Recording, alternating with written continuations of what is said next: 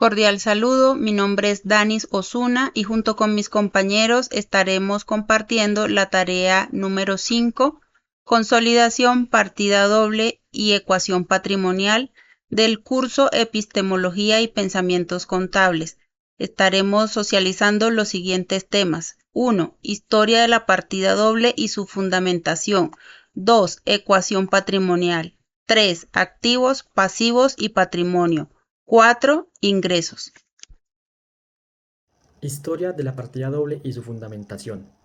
La historia de la partida doble se crea en la Italia medieval, donde fue desarrollada por los comerciantes de la época y fue codificada por el matemático Luca Pacioli en el año 1494. Este principio se basa en que todos los movimientos fueran registrados en un débito y en un crédito para así tener una práctica común a través de tratados y práctica comercial.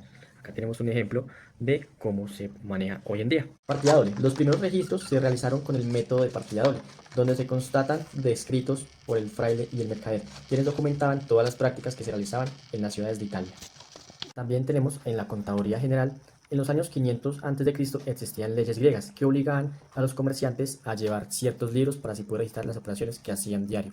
También en el antiguo Egipto, los faraones les ordenaban a los escribas que todas las entradas y salidas del faraón estuvieran siempre ordenadas. Y aún más antes, en los años 3300 a.C., se encuentran los primeros registros contables donde se registraban todos estos datos, como también historia y filosofía y muchos más. Principios de los asientos contables. Este método sirve para registrar todas las operaciones contables que se basan en una serie de principios fundamentales que los desarrolló Luca Pacioli. Estos son: 1. El que recibe sería el deudor y el que entrega sería el acreedor. 2. Sin deudor no hay acreedor y sin acreedor no hay deudor. 3. La suma de los valores que entran deben ser iguales a los que salen. 4. El deudor existe porque hay un acreedor. El reflejo de este método son los libros diario, el libro mayor y así como el balance compuesto de un activo o de un pasivo. Asiento compuesto. Se presenta cuando el registro se afectan más de dos cuentas que pueden ser una deudora y dos cuentas acreedoras, o dos cuentas deudoras y una acreedora, como por ejemplo la venta de mercancía con dos métodos de pago.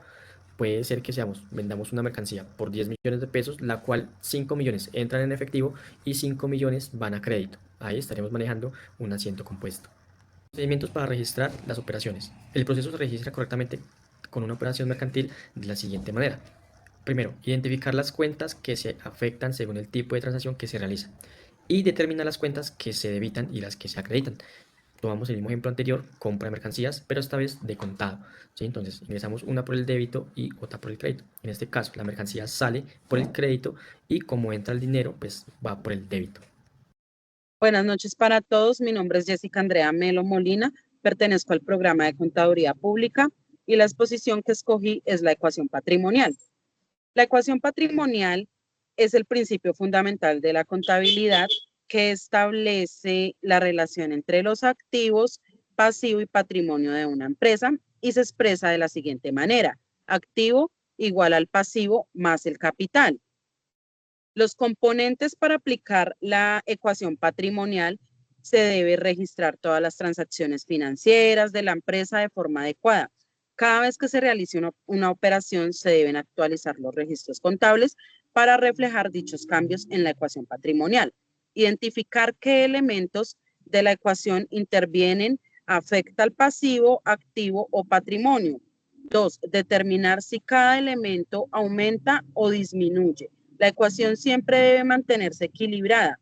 Cada operación afecta al menos dos cuentas. Tercero, actualizar los registros contables en el libro diario, libro mayor y balance. Fundamento de la ecuación patrimonial. Activo es todo lo que posee la empresa: dinero en efectivo, edificios, maquinaria, inventario, etcétera. Si esos activos, la empresa no puede existir, y esos activos se consiguen de dos formas. 1. Por aportes que hacen los socios, o sea, el patrimonio. Y 2. Por créditos que la empresa adquiere con bancos y proveedores, que viene siendo el pasivo. El pasivo es todo lo que la empresa debe a terceros, como deudas bancarias, impuestos por pagar. Y el patrimonio es la parte de los activos que pertenece a los propietarios después de restar los pasivos. Muchísimas gracias.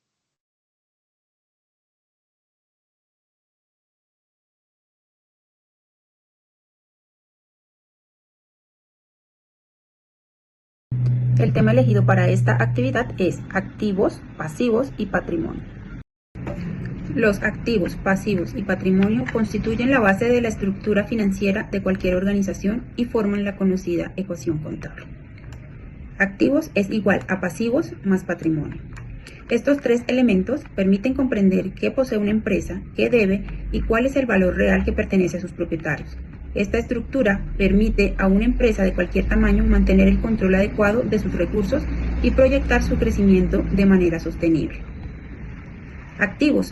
Los activos son los recursos controlados por la empresa que tienen un valor económico y generan beneficios a futuro. Los activos se clasifican en activos corrientes y activos no corrientes. Los activos corrientes se convierten en efectivo o consumen en menos de un año. Ejemplos: cajas de bancos, inventarios, cuentas por cobrar, inversiones a corto plazo. Activos no corrientes se usan a largo plazo para la operación. Ejemplos: propiedad, planta y equipo. Esto equivale a la maquinaria y edificios. Intangibles. Los intangibles son las patentes o las marcas. Inversiones a largo plazo y activos biológicos. Características de los activos: generan beneficios económicos, están bajo control de la entidad, se obtuvieron a través de transacciones pasadas. Pasivos. Los pasivos son obligaciones presentes de la empresa derivadas de hechos pasados, cuyo pago generará salida de recursos. Los pasivos se clasifican en pasivos corrientes y pasivos no corrientes. Pasivos corrientes se pagan en menos de un año. Ejemplos: proveedores, obligaciones financieras a corto plazo, impuestos por pagar, nómina por pagar. Pasivos no corrientes vencen a más de un año. Ejemplos: préstamos a largo plazo, bonos por pagar, provisiones de largo plazo. Las características de los pasivos: representan deudas, implican sacrificio de recursos, son exigibles legalmente. ¿Qué es patrimonio?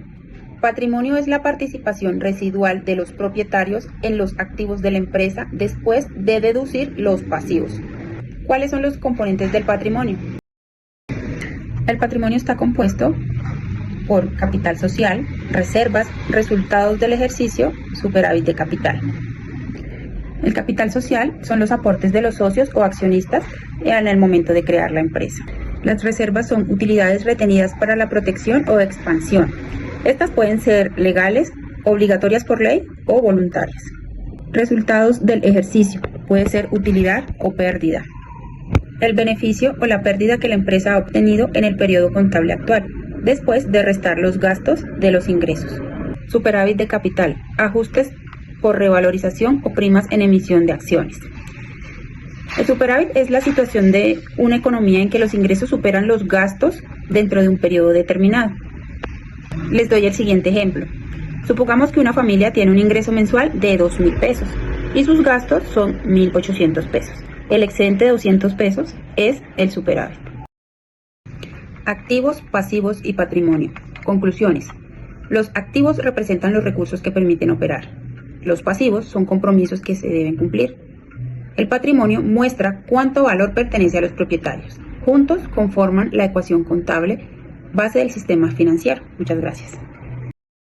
Hola a todos, un cordial saludo. Mi nombre es Natalia Zuluaga y en esta presentación voy a explicar el tema que elegí para esta actividad, los ingresos. Este concepto es fundamental dentro de la contabilidad y de la partida doble porque nos permite entender cómo se mueve el dinero dentro de una empresa y cómo afecta la ecuación patrimonial.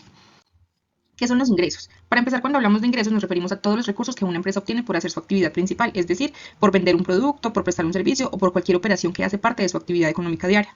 Las NIF para PYMEs, adoptadas en Colombia mediante el decreto 2483 de 2018, explican que los ingresos son incrementos en los beneficios económicos de la empresa. Esto significa que cuando entra un ingreso normalmente aumenta un activo, por ejemplo el dinero en caja, o disminuye un pasivo, y eso finalmente termina aumentando el patrimonio. Importancia de los ingresos. Los ingresos son muy importantes porque muestran si la empresa realmente está generando recursos, permiten medir su desempeño financiero y ayudan a analizar la rentabilidad y la sostenibilidad del negocio. Como dice Fierro 2016, los ingresos son uno de los indicadores clave para entender cómo está funcionando una organización desde el punto de vista contable.